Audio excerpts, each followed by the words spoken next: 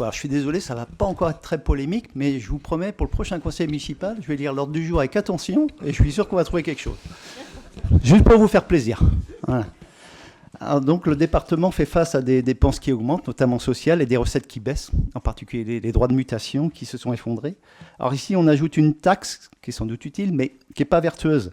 Alors, la loi impose que cette taxe additionnelle s'applique à tout le monde, indistinctement.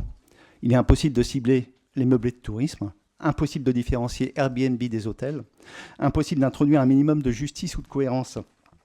Les meublés touristiques continuent pourtant d'avoir un impact néfaste sur la crise du logement, mais on ne peut pas, dans un cadre légal, les faire contribuer davantage. Pour cela, il faudrait que le Parlement, nos députés, se saisissent de ce dossier, s'en emparent. Mais comme le rappelait récemment Le Monde, très peu de députés travaillent actuellement sur le logement, et pire encore, très peu s'y intéressent. Parfois, je me demande si on n'a pas fait assez de dissolutions, finalement. Il faudrait peut-être en faire d'autres.